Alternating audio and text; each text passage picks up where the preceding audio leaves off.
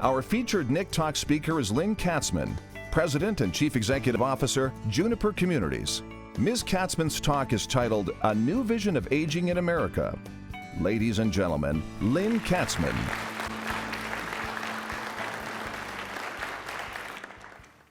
Have you ever felt like an outsider? I remember my first time vividly. Can you picture this little girl in 1963? I'm an immigrant's kid. Both my parents are German Jewish refugees. I was born here, but I didn't look it. Even though my parents spoke perfect English, they broadcast our European roots by dressing me in little French outfits. I definitely stood out from the other little girls. They had white go-go boots and mini skirts. And I really wanted those go-go boots so I could be part of the in crowd. In 6th grade, I remember coming home, lying in my bed and crying, because I still wasn't one of them. No, I was smart, I was energetic, I had lots of opportunities. But the problem was, I didn't see things that way. I felt invisible. Worthless. I bet most of us have a story of feeling on the outside, or even worse. But hey, if you're one of those lucky ones, still unscathed by discrimination, beware. If you're fortunate enough to grow older in America, you won't escape. Ageism is as American as apple pie. It's everywhere, and it's ugly. I recently heard 78-year-old wonderful Pope Francis, the People's Pope, criticize Europe as a grandmother, no longer fertile or vibrant. Just think of the negative stereotypes he inadvertently used to paint his picture. Even this incredible man. And then, of course, the birthday cards with their usual message. Sorry, you're a year older and on that inevitable downhill slide to failing health, diminished intellect, and death. So what's to celebrate here, my friends? Ageism surrounds us. But why should we care? Well, 2 simple reasons. First, you, and I, we're gonna get old. And 2, our business is old people. Now, on the personal side, I'm really worried because women take a hit as they get older. My mother, for example, she dreads going to weddings now because she's put out to pasture at the leftover table. So even though she loves to dance and to celebrate, she ends up feeling isolated and lonely. And it happens to men, too. My guess is many of you define yourself by your work, right? What happens when you lose your job because you become 75, 65, 70? It doesn't matter how old. When you lose your job, it's painful. And it affects women too, particularly those of us who really love our work. So while a few famous older Americans, people like Warren Buffett or Betty White, may escape ageism, you and I, we won't. Now let's talk about the professional side. Senior living is our business. Older adults are our market. Because of ageism, I believe so many people see our communities at worst as a warehouse for the frail and demented, and at best as a nice place for them, you know, those folks who are past their sell-by date. Senior living is bought as a default because we're associated with the negative aspects of aging, something we all fear. Is this good for business? I'm sorry, but I've got to add a bit more fuel to the fire. The boomers, the silver tsunami.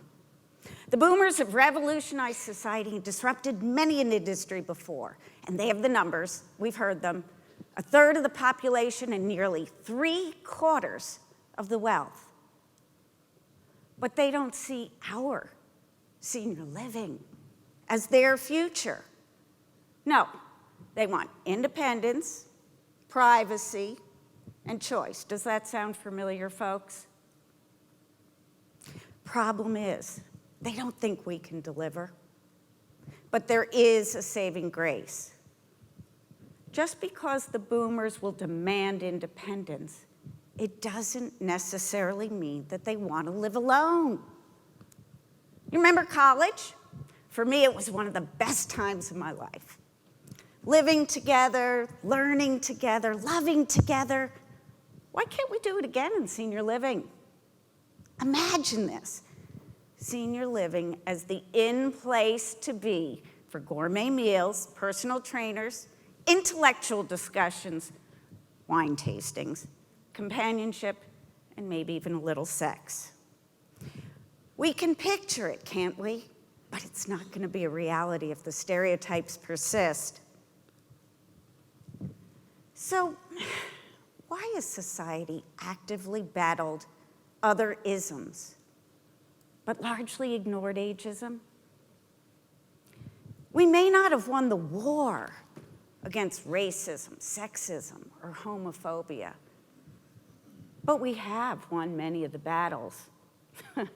After all, can you imagine a greeting card that says, "So sorry you're black," or "Too bad you're Jewish"?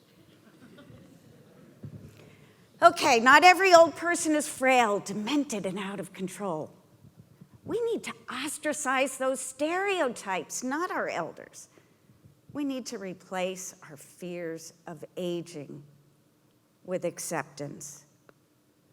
Just imagine if society believed that older adults, people with hopes and dreams, just like you and me, could learn, grow, and contribute, not just live, but thrive. Imagine how much easier it would be to keep our buildings full, to attract great staff. I admit, ending the battle on ageism will take a lot of effort, and it will take more than us. But what this war on ageism needs is leadership, strong leadership, with a clear, unified message. And we need leaders who not only talk the talk, but who are willing to walk that talk. My friends, we can, and we must be those leaders. So here's the battle plan. First, let's lead by example. You know, the words we use matter. Let's get rid of the baby talk. You know, the condescending words we speak with a loud, slow drawl. Lose those pet names. It's not that hard to call everyone by their given name. And yes, even if they're funny, do me a favor, catch yourself. Let's ban those jokes about aging from our repertoire. 2, let's raise awareness. Will you join me? Let's walk down the hall to our human resource department. What are they doing to dispel those myths and stereotypes? Is ageism part of your onboarding curriculum? How about your diversity training? If not, just give me a call. We've got someone, I'd be happy to share our curriculum with you. And when we make hiring and retention decisions, let's remember that older employees are a good business decision. Let's keep them. Let's value them. Let's include them. Third, we need to inspire others, and for me, this is an important one. Let's flood mass media with a new vision of aging in America. We can tell new stories. We can paint different pictures. And we need to do so, particularly in ways that reach young people. Now, the best new example I've seen is a new Depends commercial, the one about underwearness. Look at them.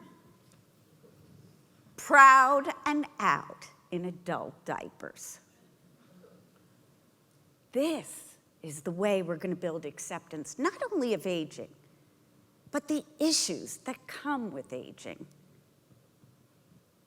I need to tell you the end of the story I started earlier. The one about being the nerdy kid of immigrants. Things changed for me in 8th grade. I finally stopped crying. I started my own group with kids like me. I know.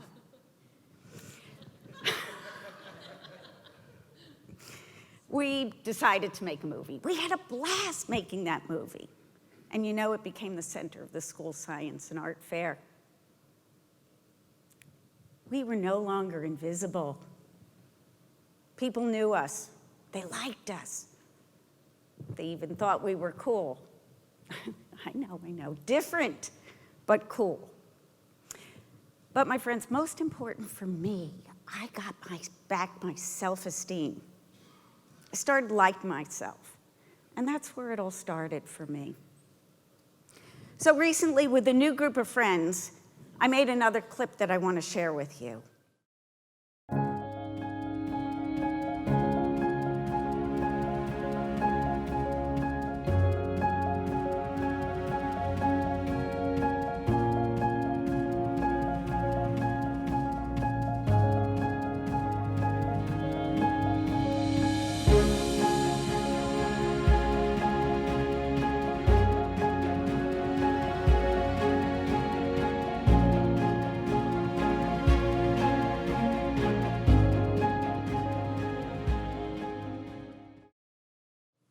So college and senior living are not that different. Angst does give way to fun, personal growth, fulfillment at any age. My friends, we need hundreds of clips like this. Just think, if each company represented here paid for just one small clip for social media, just imagine how much awareness we could raise and what meaningful change we could inspire. And by the way, can you imagine the positive buzz for our senior living communities if just a couple of these went viral? Together, we can repaint the picture and write a new story of aging in America. And we must broadcast it for all to see. After all, their storyline is our storyline. They are us, and we are them.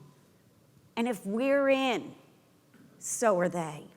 And being in senior living is being cool. For us boomers, it may just be the place to go for a little sex, some legal drugs, and even a bit of rock and roll after all. But hold on.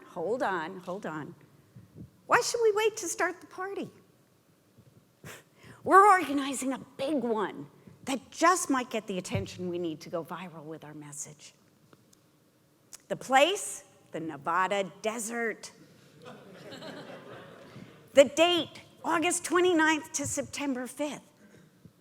Yes, I'm inviting you and an older guest to join us next year at Burning Man, the millennials' version of Woodstock. Think of it. An intentional community of older adults and senior living folks joining the millennials to show that we are them. We're all individuals that just want the same thing: to be alive in all seasons of life. I promise you, it'll be a blast and it will be heard around the world. Will you join us? I hope so. Thank you.